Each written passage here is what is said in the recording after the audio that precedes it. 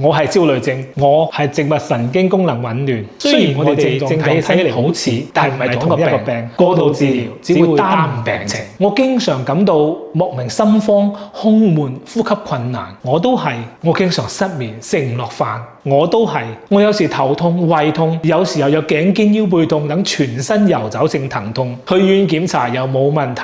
我都一樣。我會持續咁冇理由嘅擔心。我驚各種未知嘅事，怕坐飛機，怕意外，怕死。只要身體有啲問題就緊張，為得咗大病，一定去到醫院檢查冇問題先安心。